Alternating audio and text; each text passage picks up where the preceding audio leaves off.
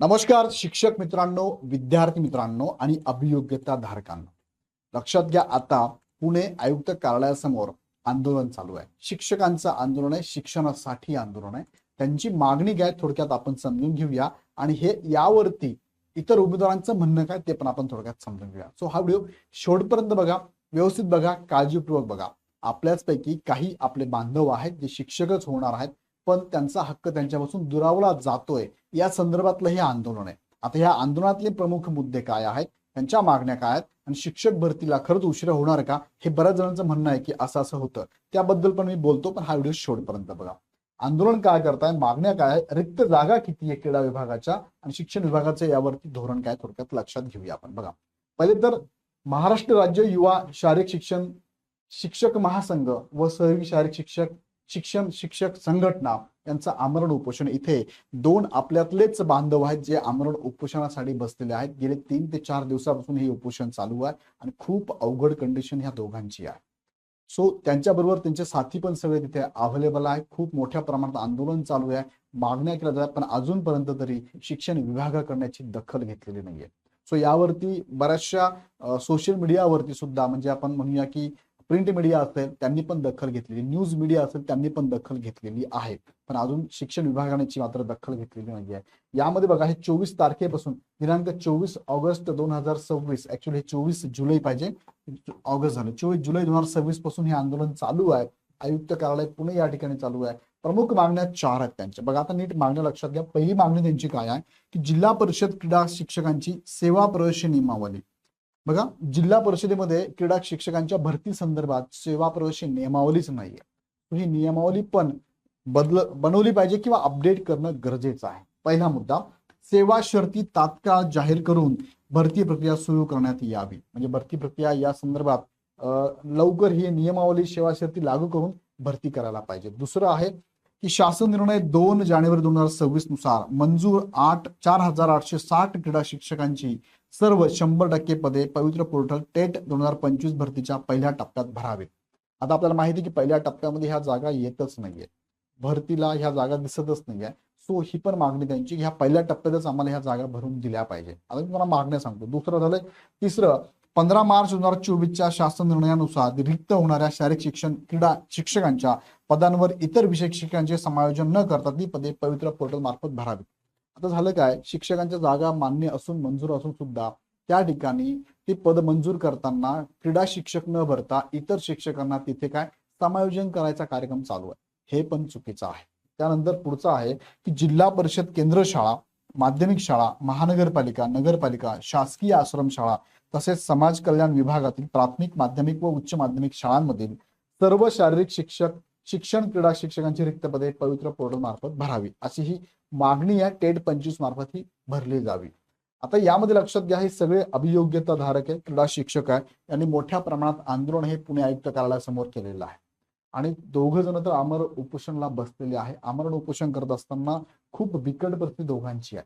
त्या संदर्भात तुम्हाला पुढे व्हिडिओ पण दाखवतो, पण तत्पूर्वी याची दखल एबीपी माझ्यासारख्या न्यूज मीडियाने पण घेतलेली आहे, लोकमतने पण याची दखल घेतली. 4 मुद्दे त्यांनी पण त्यांच्या याच्यात सांगितलेले आहेत. आता हा व्हिडिओ तुम्ही बघून घ्या एकदा. ह्या व्हिडिओत काय वाटतं तुम्हाला, मला थोडक्यात तुम्हाला काय सांगायचं लक्षात येईल.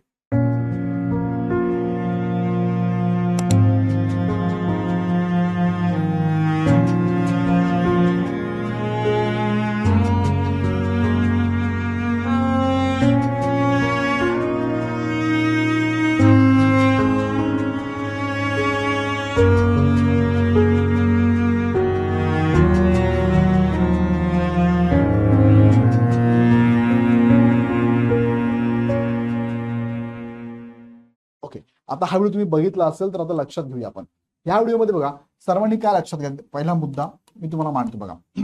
शाळेत शिक्षणाबरोबर कला, क्रीडा आणि कारणभाव शिक्षक असायलाच पाहिजे. आपल्या वेळेस होते, आपण पण शाळेमध्ये एक तासिका पीटी साठी म्हणतो, ग्राउंड साठी खेळत होतो आपण. शाळेमध्ये जे असतं सगळे आपले सहकारी असतात, सगळ्यांचे काय असं बराच वेळेस वर्गामध्ये वैचारिक लेवलला काही भांडणं वगैरे होत असतात, पण खेळामध्ये ना जी एनर्जी असते ती खूप महत्वाची. ही एनर्जी म्हणजे आपण राग असतो ना व्यक्त करायचा, तू खेळामध्ये करून दाखव मला. तर हे खेळ झाले पाहिजे. कला असेल, क्रीडा असेल, कारणभाव असेल, संगीत असेल, हे झालं पाहिजे. आणि त्यासाठी पूर्वी शिक्षक होते, पण आता जर आपण बघितलंय तर जे शासकीय शाळा आहेत, जिल्हा परिषद असेल, नगरपालिका, महानगरपालिका, या ठिकाणी क्रीडा हा विषय दिसत नाही. ग्राउंडच नाही बऱ्याच शाळांना. ग्राउंडही असावं आणि विद्यार्थ्यांना शाळेने सुद्धा याचे धडे मिळायला पाहिजे. आज आपण जर बघितलं तर आपला विद्यार्थी बघा, तुम्ही तुमच्या घरात बघा, शिक्षक असाल तुम्ही, अभियोग्यताधारक आपल्या घरात पण बघा, आपले मुलं बाहेर खेळायला जास्त लक्ष देतात की घरात बसून खेळताय. मेजॉरिटी आहे. तुम्ही म्हणाल की सर आमचे मुलं जातात, हो यस तुमचे मुलं जात असतील, पण मेजॉरिटी मुलं अशी आहेत की घरात बसून ते मोबाईलवरच गेम खेळतात. मोबाईलवर सगळं चालू आहे सध्या, सगळे गेम मोबाईलवाले. पहिले आपण काय विट्टी दांडू खेळायचो बाहेर, गोट्या गोट्या खेळायचो बाहेर, आपण सूरपारंबी खेळायचो आपण, बरोबर की नाही, बाहेर पकडापकडी खेळायचो, लपाछपी खेळायचो. हे खेळ दिसतंय, हे खेळ तुम्हाला दिसताय का बरं कुठे आता? नाही. हे खेळ आता जसं लोपच पावत चाललेले आहे. सो ग्राउंडवर ह्या नवीन पिढीला हे खेळ माहितीच नाहीये कसे असतात. पण नवीन पिढीला जरी नवीन खेळ आले असेल तर ते शारीरिकदृष्ट्या ग्राउंडवरचे खेळ आहेत ना, हे असावेत. आणि हे त्यासाठी असावेत हे शिक्षक खरंच गरजेचे आहे. पहिला मुद्दा. दुसरा मुद्दा बघा, क्रीडा शिक्षक भरती 20 वर्षापासून झालीच नाहीये. आता ही भरती का झाली नाहीये तर शिक्षण विभागाची मानसिकता दिसत नाही भरती करायची. शिक्षण विभागाला वाटतंय की मुलांनी फिट होऊ नये, फाईन होऊ नये आणि घरातच बसावं. म्हणजे काय की भविष्यामध्ये आपली पुढची पिढी जी असेल ना, ही एककल्ली असणार आहे, एकटा विचार करत बसणार आहे.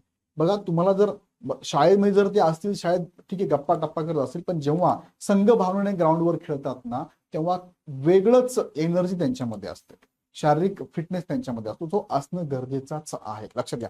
खूप हुशार आहे पण तब्येतच साथ देत नाही. खूप हुशार आहे पण काय म्हणजे मसल्स नाहीये त्याच्यामध्ये, हे उपयोगाचं नाहीये. सो हा मुद्दा पण 20 वर्षापासून भरती नाही झाली नाही. शिक्षक भरतीला उशिरा होईल का? आता बरेच अभियोग्यधारक सर हे एक मेला टॅब ओपन झाला होता, त्यावेळेस यांनी करायला, 1 जानेवारीला टॅब ओपन झाला होता, त्यावेळेस यांनी करायचं ना, त्यावेळेस का बरं नाही यांनी केलं आमरण उपोषण, त्यावेळेस का नाही केलं?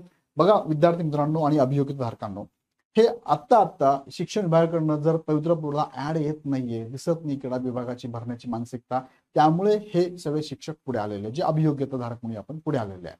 सो पहिला टप्पा पण आहे, पुढे मी ते सांगितलं फेज 1 फेज 2 पण असणार. पुढे काय बघा, पहिल्या टप्प्यात जर जागा नाही, दुसऱ्या टप्प्यात पण जागा काढू शकते शिक्षण विभाग. पण शिक्षण विभागाला ही मागणी मागितल्याशिवाय जागा येणार नसेल तर मागणी पण योग्य आहे. तो फेज 1 ला जागा, त्यांचे म्हणणं आहे की फेज 1 लाच द्यायला पाहिजे, पण शिक्षण विभागाने याचा विचार करावा ना. एकतर फेज 1 आता जर करणारच असाल तुम्ही, तर लवकरात लवकर फेज 1 घेऊन फेज 2 पण तुम्ही लवकरात लवकर घ्यायला पाहिजे. पहिला मुद्दा. दुसरा, अगदीच फेज 1 साठी तुम्ही आता चालू होणार आहे म्हणताय, तर फेज 1 ला यांना काही ऑप्शन देता येत असेल. बघा आपण त्यातले जास्त माहितीगार नाही, तुम्हाला शिक्षण विभागाला मोठे मोठे सचिव लेवलचे अधिकारी बसले असतात, त्यांना ह्या गोष्टी काढायला काही वेळ लागत नाहीये. ह्या भरती प्रक्रिया जर सामावून घ्यायचं असते ना, तर काय वेळ लागतो बरं? एक टॅब ओपन करून सगळं करायला काहीच वेळ लागणार नाही, त्यामुळे उशीर पण नाही होणार आहे. असं नाहीये की आता काय शिक्षण विभागाला काय असताना हे कारणच लागतं. तुमचेच बांधव आहे ते म्हणतात असं त्यामुळे शिक्षण भरतीला उशिरा होऊ शकतो. नाही उशीर, मग आता उशीर काय केला आतापर्यंत? उशीर का बरं उशीर केला? तुमचे पण काही कारण आहे, तुमचे तर मेजर कारण आहेत ना शिक्षण विभागाचे उशिरा करण्याचे. किती वर्षापासून रखडलेली शिक्षक भरती, जून मध्ये नवीन शिक्षक देणार होते, आता ऑगस्ट उजाडत आलाय, 2 महिने झाले शिक्षक नाहीये शाळेमध्ये. विद्यार्थी शिकतात कसे? आता तुम्ही परत मध्ये GR काढले की त्यांना सेवानिवृत्ती शिक्षक घेताय, तुम्ही भरती करताय. अरे आता फ्रेशर मुलं आहेत, BEd झाले, अभियोगदार, ते कुठे गेलेत? त्यांना जॉब पाहिजे ना. निवृत्त झाले शिक्षक तुम्ही जॉब देणार आहात, त्यांचं ऑलरेडी सेटलमेंट झाले, सगळं ओके, त्यांना जॉब देता तुम्ही. जे त्यांचेच मुलं असतील कदाचित जे शिक्षक होऊ इच्छितात, त्यांना द्या ना तुम्ही ते जॉब, त्यांना जॉब नाही. सो मला काय म्हणायचंय, शिक्षण विभागाने यातनं तोडगा काढायला पाहिजे आणि शिक्षण विभाग काढू शकतो, काही अवघड नाहीये. त्यामुळे जे बाकीचे जे अभियोग्यधारक असतात ना, ते म्हणतात सर उगाच तुम्ही काही पण बोलू नका, शिक्षक भरती अजून लांबत चालली, अजून लांबणार नाही.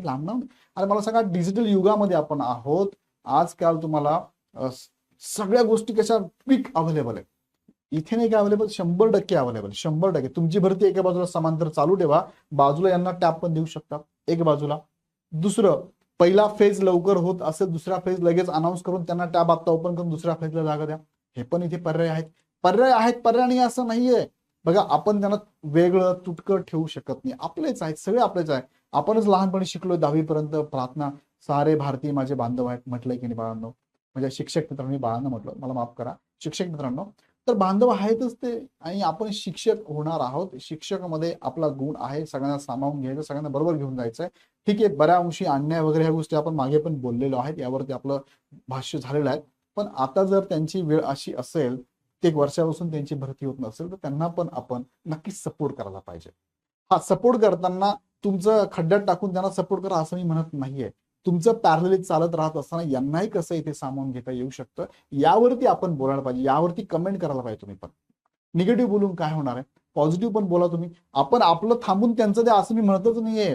मी म्हणतोय की तुमचं पोट पहिले भरायलाच पाहिजे, तशी व्यवस्था झाली पाहिजे, मग तुम्ही इतरांना देऊ शकता. मान्य आहे ना, मान्य आहे ना. म्हणजे तुम्हाला जर एखाद्याला दान करायचं असेल तर तुमच्याकडे पाहिजे ना, तुमच्याकडेच ते नसेल तर तुम्ही कसं दान करणार. सो मला काय म्हणायचंय की तुमच्या या भरती बरोबर त्यांना काही ऑप्शन निघत असेल तर नक्कीच द्यायला पाहिजे. कारण तुम्ही आत्ता व्हिडिओ बघितला असेल, खूप कंडिशन हालत खराब आहे तिथे, आणि यातून भरतीला उशीर न करता योग्य मार्ग शिक्षण विभागाने काढला पाहिजे. बघा इकडे तर ही मागणी आहेच की भरतीला उशीर नकोच आहे, ऑलरेडी एवढा उशीर झाला, उशीर नकोच आहे. पण याच्याबरोबर ही चालू असतानाच ह्या शिक्षकांना, क्रीडा शिक्षकांना इथे काही देता आलं तर शिक्षक विभागाने विचार करावा.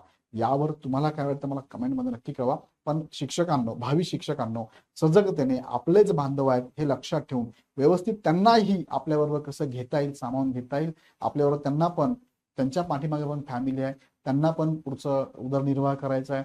घरी पण बरेचशा गोष्टी, सगळ्यांच्या प्रचंड प्रॉब्लेम असतात. तुम्हाला माहिती, तुमच्या लेवलला तुम्ही विचार करू शकता. जे तुमच्या बाबतीत घडतं ते पण त्यांच्या बाबतीत घडतंय. सो सगळ्यांनी विचार करावा आणि एकमताने आपण सगळ्यांनी यांच्या पाठीमागे उभं राहावं अशी मला अपेक्षा आहे. याबद्दल तुम्हाला काय वाटतं मला कमेंटमध्ये नक्की कळवा.